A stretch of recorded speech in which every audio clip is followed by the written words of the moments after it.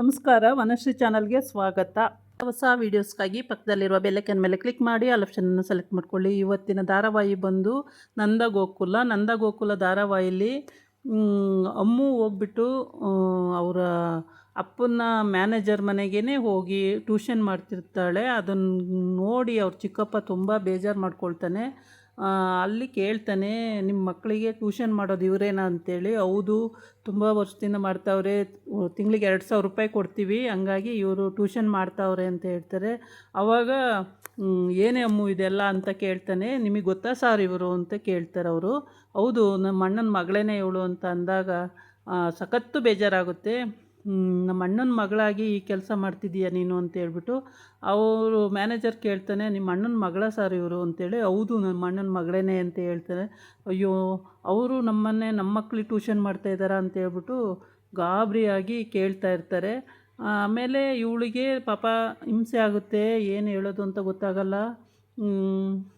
ಏನಪ್ಪ ಹೇಳಲಿ, ಚಿಕ್ಕಪ್ಪ ಅಂತ ಹೇಳ್ತಾ ಇರ್ತಾಳೆ. ಏನೂ ಮಾತಾಡಲ್ಲ, ಸುಮ್ಮನೆ ಇರ್ತಾಳೆ. ಆಮೇಲೆ ಅಲ್ಲಿ ನೀನು ಈ ಕೆಲಸ ಮಾಡ್ತಾಯಿದ್ದೀಯಲ್ಲ ಸರಿನಾ ಅಮ್ಮು, ನಿನಗೆ ಬುದ್ಧಿ ಬೇಡವಾ?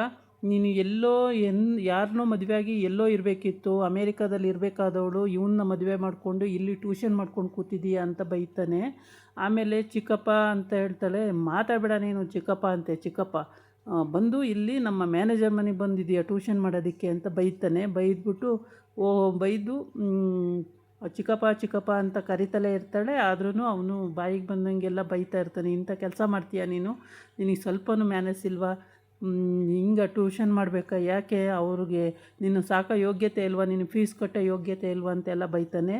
ಆವಾಗ ಅವಳು ಇಲ್ಲ ಚಿಕ್ಕಪ್ಪ ಹಂಗೇನಿಲ್ಲ ಚಿಕ್ಕಪ್ಪ ಅಂತ ಹೇಳ್ತಲೇ ಇರ್ತಾಳೆ. ಏನು ಹೇಳಿದ್ರೂ ಇವನು ಕೇಳೋದೇ ಇಲ್ಲ, ಬೈತಾನೆ ಇರ್ತಾನೆ. ಆಮೇಲೆ ಬೇಜಾರು ಮಾಡಿಕೊಂಡು ಹೊರಟೋಗ್ತಾನೆ. ಇಲ್ಲಿ ಒಡವೆನೆಲ್ಲ ಅಮ್ಮಗೆ ಕೊಟ್ಟಿದ್ದಾಳೆ ಅವರಮ್ಮ ಅಂತೇಳ್ಬಿಟ್ಟು ಅವ್ರ ಅಪ್ಪ ಅಂತೂ ಸಿಕ್ಕಾಬಟ್ಟೆ ಗಲಾಟೆ ಮಾಡಿ ಅಮ್ಮಂಗೆಲ್ಲ ಇಟ್ಕೊಂಡು ಹೊಡೆದು, ಅಜ್ಜಿ ಹೇಳಿದ್ರೂ ಕೇಳಲ್ಲ, ನೀನು ಇದಕ್ಕೆ ಶಾಮೀಲಾಗಿದೆಯಾ, ನಿಂದು ಇದು ಕುತಂತ್ರ ಬುದ್ಧಿನ ಅಂತೇಳಿ ಅಮ್ಮಂಗೂ ಬೈತಾನೆ, ಹೆಂಡ್ತಿಗೂ ಹೊಡಿತಾನೆ, ಎಲ್ಲ ಇದು ಮಾಡ್ತಾನೆ. ಮಾಡಿಬಿಟ್ಟು ಕೊನೆಗೂ ಸುಮ್ಮನಾಗಲ್ಲ. ಅಷ್ಟಾದ್ರೂ ಇದ್ರು ಬದ್ರು ಮನೆ ಆಗಿರೋದ್ರಿಂದ ನಂದ ಅವ್ರ ಮನೆಗೇ ಕಾಣೋ ರೀತಿ ಆಚೆ ಎಳ್ಕೊಂಡು ಹೋಗಂಗೆ ಮಾಡ್ತಾನೆ ಅವಳನ್ನ ಬೈದು. ಒಳಗಡೆ ಎಲ್ಲ ನಂದಗೋಕುಲ ಈ ಮನೆಯವರು ಪಾಪ ಎಷ್ಟು ಒಳ್ಳೆಯವರು ಇರ್ತಾರೆ ಎಲ್ಲರೂ. ಆ ಪ್ರಿಯ ಒಬ್ಬಳನ್ನ ಬಿಟ್ಟರೆ ಇನ್ನೆಲ್ಲರೂ ತುಂಬ ಒಳ್ಳೆಯವರು. ಪ್ರಿಯ ಮಾತ್ರ ಕ್ರಿಮಿನಲ್ ಇದ್ದಾಳೆ. ಅವಳನ್ನ ನಂಬೋದು ತುಂಬ ಕಷ್ಟ. ಎರಡು ಕಡೆ ತಲೆ ಹಾವು ಅಂತಾರಲ್ಲ, ಆ ರೀತಿ ಅವಳು. ಆ ಕಡೆ ಈ ಕಡೆ ಎರಡು ಕಡೆಯೂ ಬ್ಯಾಲೆನ್ಸ್ ಮಾಡ್ತಾಳೆ. ಇನ್ನು ಇರೋರೆಲ್ಲರೂ ಪಾಪ ಒಳ್ಳೆಯವರು, ತುಂಬ ಒಳ್ಳೆಯ ಜನ ಎಲ್ಲರೂ. ಅವ್ರವ್ರ ಫೇರಿಗೆ ತುಂಬ ಚೆನ್ನಾಗಿ ಹೊಂದ್ಕೊಂಡು ಹೋಗ್ತಾರೆ. ಗಿರ್ಜಾ ಅಂತೂ ತುಂಬ ಒಳ್ಳೆಯವಳು, ಮೀನಾ ಒಳ್ಳೆಯವಳು, ಎಲ್ಲರೂ ಒಳ್ಳೆಯವರಿದ್ದಾರೆ. ಆದರೆ ಈ ದೃಶ್ಯನ ಆಮೇಲೆ ಆಚೆ ಬರ್ತಾನೆ ನಂದ. ಆವಾಗ ಅಮ್ಮು ಅಲ್ಲೇ ನಿಂತಿರ್ತಾಳೆ. ಅವ್ರ ಅಪ್ಪ ಅಮ್ಮನ್ನ ಎಳ್ಕೊಬಂದು ಆಚೆ ನುಗ್ತಾನೆ. ಆವಾಗ ಇದನ್ನು ನಂದ ನೋಡ್ತಾ ನಿಂತಿರ್ತಾನೆ. ಅವನಿಗೆ ಆಶ್ಚರ್ಯ, ಏನಾಯಿತು ಅಂತೇಳಿ. ಪಾಪ ಅವನಿಗೇನು ಗೊತ್ತಿರಲ್ಲ. ಅವನ ಪಾಡಿಗೆ ಅವನು ಮಗನೂ ಸೊಸೆ ಟೂರ್ ಹೋದವ್ರು ಬಂದ್ರ ಅಂತ ಅವ್ರನ್ನ ಮಾತಾಡಿಸ್ತಾ ನಿಂತಿರ್ತಾನೆ. ನೀವು ಬಂದ್ರಾ ಪ್ರಿಯಾ ಅಂತೇಳ್ಬಿಟ್ಟು. ಈ ಕಡೆ ಅಮ್ಮನೂ ನಿಂತಿರ್ತಾಳೆ. ಇವರೆಲ್ಲ ನಿಂತಿರುವಾಗ ಇವರು ಎಲ್ಲ ನಿಂತ್ಕೊಂಡು ನೋಡ್ತಾ ಇರ್ತಾರೆ. ಅಷ್ಟೊತ್ತಿಗೆ ಅವರಪ್ಪ ಅಮ್ಮು ಅಪ್ಪ ಬೇರೆ ಅವಳಿಗೆ ಜುಟ್ಟು ಹಿಡ್ಕೊಂಡು ಎಳ್ಕೊಂಡು ಬರ್ತಾ ಇರ್ತಾನೆ. ಎಳ್ಕೊಂಡು ಬಂದು ಮಗಳ ಹತ್ರ ನೂಗ್ತಾನೆ. ಆಮೇಲೆ ಏನು ಅಂತ ಕೇಳಿದಾಗ ಆವಾಗ ಹಿಂಗೆ ನಿಮಗೆ ಅದು ಗತಿ ಇಲ್ವಾ? ಒಡವೆಗಳನ್ನು ನನ್ನ ಹೆಂಡತಿ ಒಡವೆನೆಲ್ಲ ಇಸ್ಕೊಂಡಿದ್ದೀರಲ್ಲ, ಮಾನ ಮರ್ಯಾದೆ ಇಲ್ವಾ ಅಂತ ಬೈತಾನೆ. ಆವಾಗ ನಂದಿಗೇನು ಗೊತ್ತಿರಲ್ಲ. ಹೌದಾ ಅಮ್ಮು ಅಂದಾಗ ಅವಳು ಹೌದು ಮಾವ ಅಂತಾಳೆ. ಆವಾಗ ಅವನಿಗೆ ಶಾಕ್ ಆಗೋಗುತ್ತೆ. ಇದೇನಿದು, ಕೇಳದೆ ಈ ಕೆಲಸ ಮಾಡಿದ್ದೀರಲ್ಲ ಅಂತೇಳ್ಬಿಟ್ಟು ಅಮ್ಮ ಮೇಲೆ ಸಿಟ್ಟು ಬರುತ್ತೆ. ಅದಕ್ಕೆ ನೀನೇ ಎಲ್ಲ ಹೇಳಿ ಮಾಡಿಸೋದು ಅಂತೇಳಿ ಅವ್ರ ಮೈದ ಬೈತಾನೆ. ಇವನು ಬೈದಾಗ ಇಲ್ಲ, ಇದು ವಿಷಯ ನನಗೆ ಗೊತ್ತೇ ಇಲ್ಲ ಅಂತ ನಂದ ಹೇಳ್ತಾನೆ. ಆಮೇಲೆ